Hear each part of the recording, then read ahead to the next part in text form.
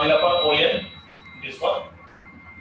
That is length of that perpendicular from the origin with a small p.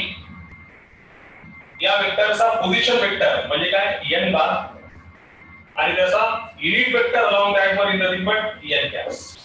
जेव्हा unit vector घेतो त्यावेळेस त्याचा position वेक्टरला महत्त्व राहत नाही, हे लक्षात घ्यायचं.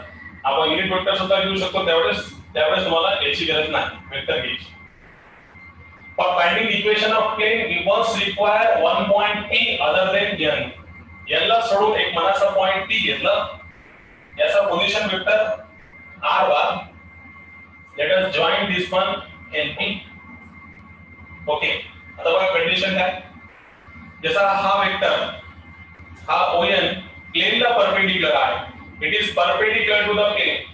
So similarly this ON is perpendicular to ENP. इथून काय असेल तर सर्वात पहिले मी ON काढून दाखवतो. ON बार वेक्टर म्हणजे it is nothing but it is the product of distance covered by from the origin and त्या वेक्टरचा युनिट वेक्टर म्हणजे P into n gas. One minute, some problem is there.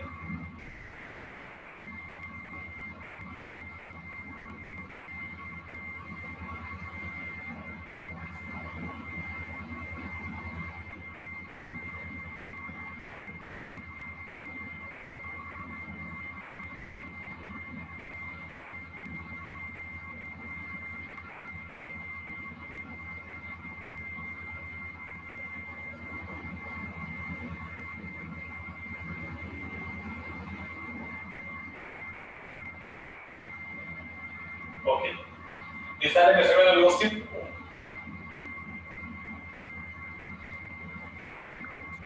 हो sir. हो sir. हो sir. Okay, सगळं दिसायला व्यवस्थित. मला कुठून जातो आपण. हो हो. R बार त्याचा पोझिशन वेक्टर या हे पण राहतो. ON bar is equal to P into n caps. आता बघा कंडिशन काय होती. जसा हा ON हा PN ला परपेंडिक्युलर असेल, बरोबर आहे. we can say that here NP bar perpendicular to ON bar. So similarly we can say that here NP bar is perpendicular to their unit vector. बघून घ्या काय सांगतो. This is the vector ON bar, it is perpendicular to that one. हे बघा ON प्लेनला perpendicular असेल तर याच्यावर असलेल्या वेक्टरला सुद्धा काय असेल परपेंडिक्युलर. तेच लिहिलं बघा NP bar or this one NP bar perpendicular to ON bar or ON bar is perpendicular to NP bar. दोघांचा मीनिंग कसा आहे सेम.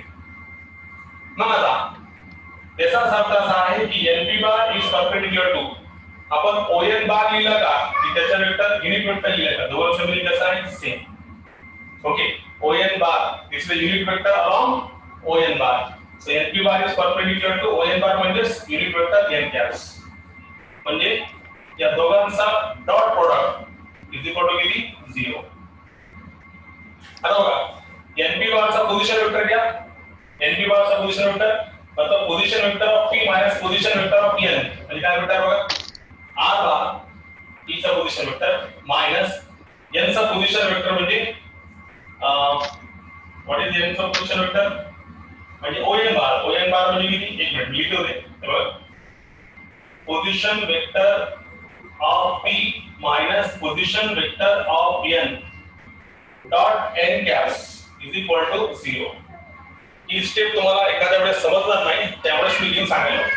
P चा पोझिशन वेक्टर मधून n चा पोझिशन वेक्टर काय करायलो मायनस करायलो. तुम्हाला सांगा P चा पोझिशन वेक्टर म्हणजे काय विथ रिस्पेक्ट टू ओरिजिन म्हणजे किती R बार आणि n चा पोझिशन वेक्टर म्हणजे ON बार.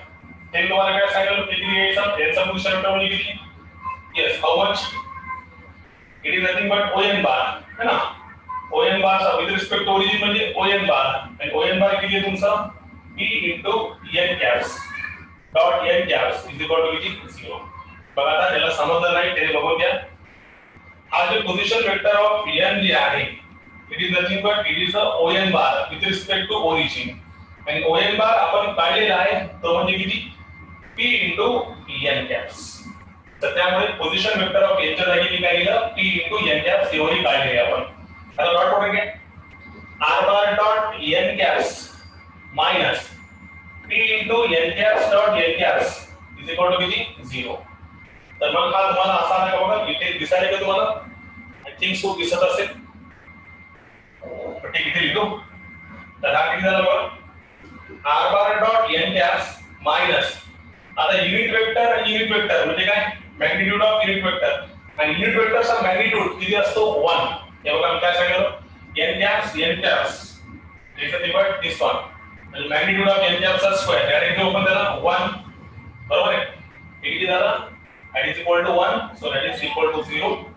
तर शेवटी आला r bar dot n caps is equal to p, and this is the equation of plane in normal form, this one, where p is the distance of the plane from the origin and n caps is the unit vector along the normal to the plane. हा n caps काय आहे, unit vector आहे कोणाचा, normal म्हणजे काय, perpendicular, त्याचा काय तो unit vector. So this one is said to be the which one, normal form of plane. Okay, this is the form. जर तुम्हाला कळलं नसेल तर मी तिसऱ्या वेळेस घ्यायला सुद्धा तयार आहे, इफ यू आर इंटरेस्टेड.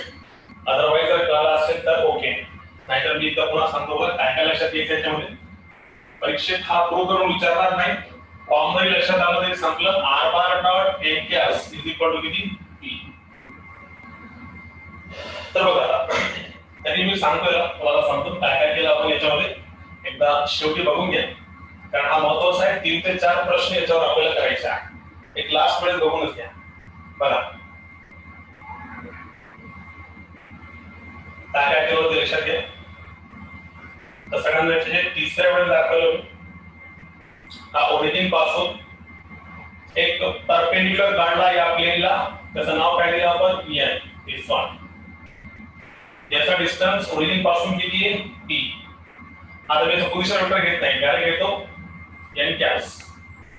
हा काय आहे त्याचा distance from the origin. n caps काय आहे, unit vector along ON.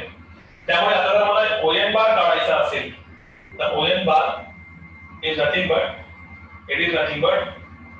p n caps. हे महत्वाचं, the distance from the origin multiply dot n caps means unit vector along that vector. हा ON बार शिवाय.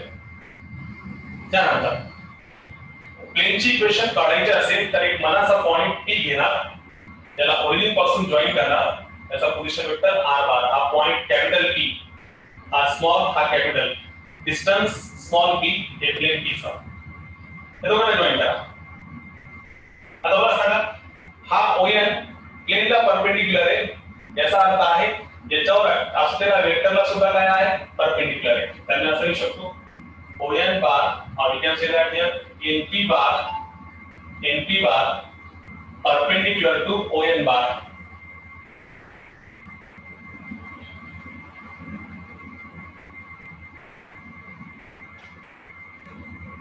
Okay, NP bar perpendicular to ON bar.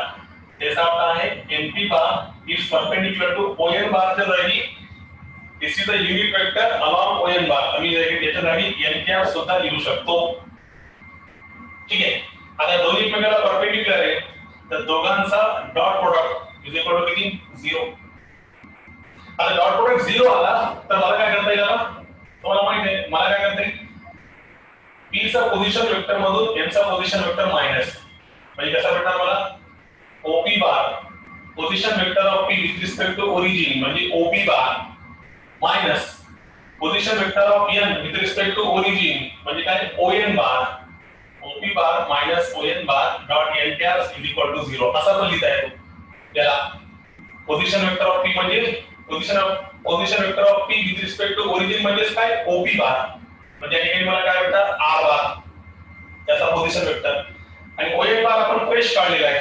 ON बार च्या जागी काय होते मला, p into n caps dot n caps is equal to किती 0. आता dot product r bar dot n caps minus p into n caps dot n caps is equal to किती 0. सगळ्यांना माहित आहे हा युनिट वेक्टर आहे. n caps dot n caps magnitude of n caps चा square, बरोबर आहे. आणि युनिट वेक्टरचा मॅग्निट्यूड किती 1, त्यामुळे हा फक्त काय झाला, हा पूर्ण व्हॅल्यू झाली 1. ठीक आहे. तर हे फक्त करायला p that is equal to 0. तर प्लेन कोणत्या फॉर्म मध्ये आला, R bar dot N caps is equal to P. तिसऱ्या वेळेस सांगितलं समजून, हा आहे प्लेनचा normal form. This is the equation of plane in normal form. R bar dot n caps is equal to p. हा झाला नॉर्मल फॉर्म. आता बघा याच्यामध्ये काय महत्त्वाचं आहे की तुम्हाला प्रश्न कसा येतो, reduce the given plane into the normal plane. म्हणजे कसं, प्लेन आपल्याला माहिती आहे R bar dot N bar is equal to A bar dot N bar. Plane जर असा आला तर या प्लेनला जर तुम्हाला नॉर्मल फॉर्म मध्ये आणायचं असेल तर काय करावं लागेल, dividing both side bye its magnitude. म्हणजे यांचा मॅग्निट्यूड हे दोन्ही साइड काय करायचा, डिवाइड करायचा. म्हणजे कसं होईल, r bar dot N bar magnitude of n bar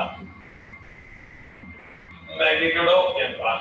असं केल्याने काय होणार, n bar divided by its magnitude. सगळ्यांना माहिती आहे कोणाची डेफिनेशन आहे, युनिट वेक्टर है ना. काय unit vector, vector divided by its magnitude.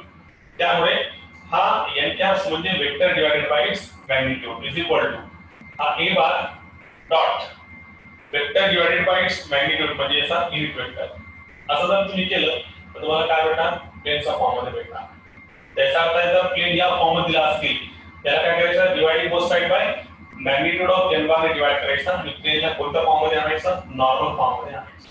ठीक आहे, तर तुम्हाला बेसिक सांगितलं. आता बघा नेक्स्ट याच्यामध्ये नेक्स्ट इज रिमार्क. सगळे रिमार्क महत्त्वाचे. पहिला रिमार्कवर क्वेश्चन आहे, बघून घ्या. त्याच्यामधला पहिला रिमार्क आहे की जर L M N are direction cosine of normal to the plane then N caps. कालच तुम्हाला सांगितलं होतं, काल तुम्हाला सांगितलं होतं कार्टेशियन फॉर्म काढता वेळेस हे तुम्हाला लक्षात असेल तर की हा जे असतो एन बार नॉर्मल वेक्टर, तो नॉर्मल वेक्टर नेहमी कैसे घ्यायचं बोललं, ए आई बी जे और सी के ऐसा लिखेंगे. जब भी नॉर्मल वेक्टर आएगा इस प्रकार से लिखेंगे ए आई बी जे और सी के. अब वही कंसेप्ट है, यहाँ पे कंसेप्ट क्या है कि ये नॉर्मल वेक्टर ऐसा है, this one, this O n is a normal vector to the plain.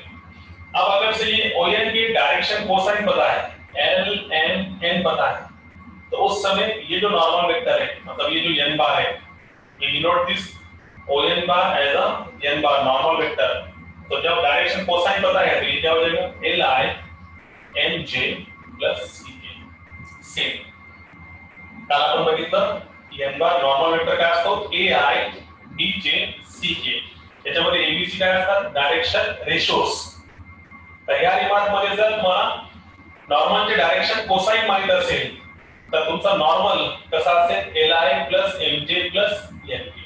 पहिला रिमार्क वाचा, if l M N are direction cosine of normal to the plane then N caps is equal to l i plus m जे plus n k. अजून महत्वाचा, time जरी संपलं तर पुन्हा मी तुम्हाला लिंक पाठवणार आहोत. अर्धा तास का होईना हे बीट मला कंप्लीट करायचं आहे विथ प्रॉब्लेम्स. बघा तर सगळ्यांनी लगेच त्याला हे करायचं. N by equal to a i plus b j plus C k. L i plus m जे प्लस सी के हे पहिले रिमार्क की जर नॉर्मल के direction cosines l M n असतील तर ते what, then n bar is equal to l i m जे प्लस एन के. पहिला रिमार्क 1. त्यानंतर दुसरा रिमार्क बघा, रिमार्क 2.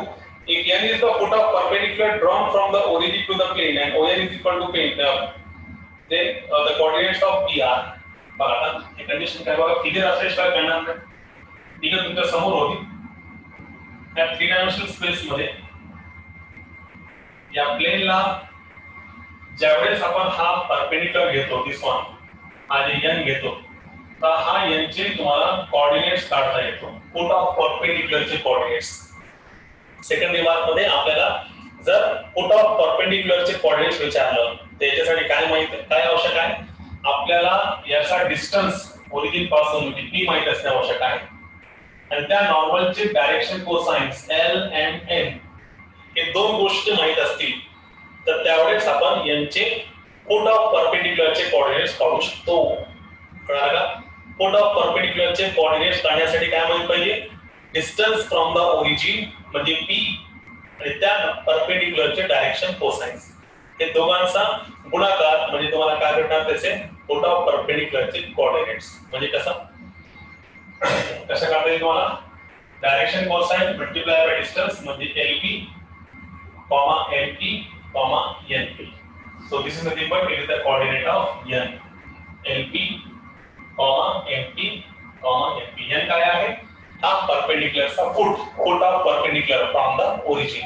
दोन गोष्टीची गरज आहे त्यामध्ये एक म्हणजे त्याचा डिस्टन्स P आणि एक म्हणजे त्याचे डायरेक्शन कोसाइन्स. त्या दोनोंचा गुणाकार ये दोनों का प्रोडक्ट क्या देंगे हमें लेंथ फुट ऑफ परपेंडिकुलर के कोऑर्डिनेट्स. दूसरा रिमार्क इस पे क्वेश्चन है. Then third one the equation of the plane is है ना. जैसे कि ये है ये प्लेन का r bar dot n caps is equal to p. ये प्लेन का कौन सा फॉर्म वेक्टर फॉर्म.